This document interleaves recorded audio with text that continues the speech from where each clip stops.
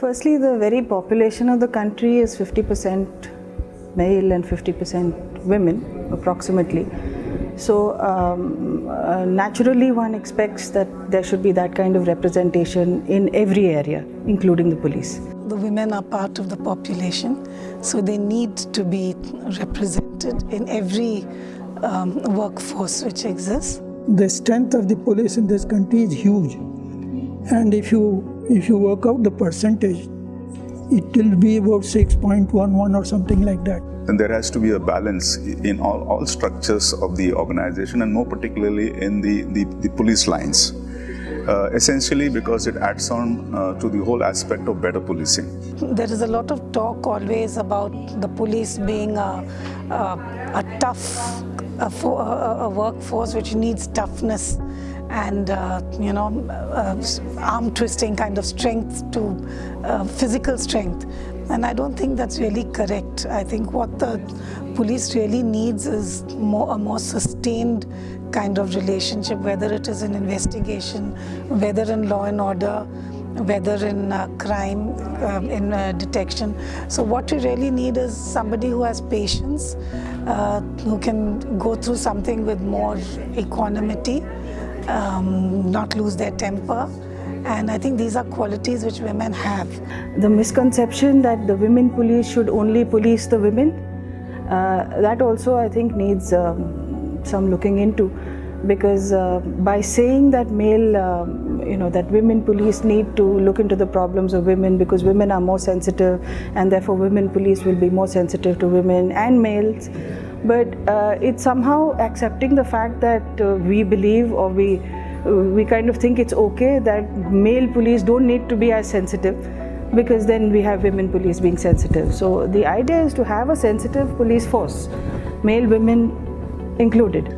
And it also basically gives a confidence level even to the general mass of people, and more particularly women, to ask for help when it comes to policing, which is not really available at this point of time. There's a basic reluctance, whether men or women, to approach police when they have a problem. The image of the police, and since it happens to be dominated by males, is not as good as it should be, and probably women can contribute to improving the image.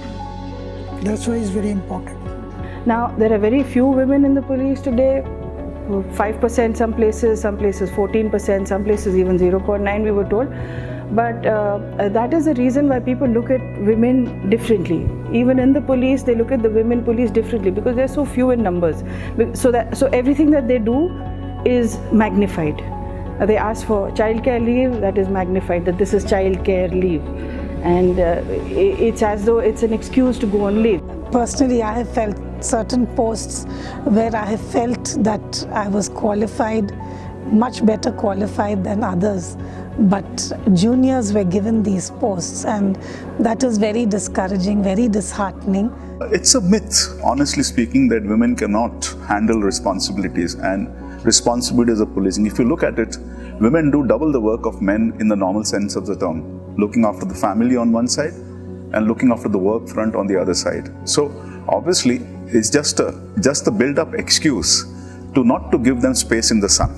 I don't think, so far as police work is concerned, I don't think women fare badly in terms of their performance. They are as good as anyone else. Because there is absolutely no affirmative action taken in terms of enforcing the so-called broad guidelines of the advisory of 33% women in policing. So there's no effort made, honestly speaking. If there was an effort made, we would have got more than 50% in the women in the police force. It is a very attractive force. There are women coming out in huge numbers to join. It's just that the people who are at the other end of the recruitment line are not taking them, because there is this feeling that there are very few police persons in the country in relationship as a ratio to the population. So when it is so limited, there is always this feeling that when you take women, you're wasting posts, because women cannot do as much work as a man can do. So this misconception has to go. Yes, you need reservation initially, but then we need to look for a stage like you have in the Scandinavian countries, that you do have a 50% representation, but you don't have it through a reservation. You have it because it's automatically come. And that is the place that we have to reach. But till we reach there, we will need to do some kind of special recruitment drives to ensure that the numbers come in. Once the numbers come in, mainstream, let them go into everything. Let them go into every area possible.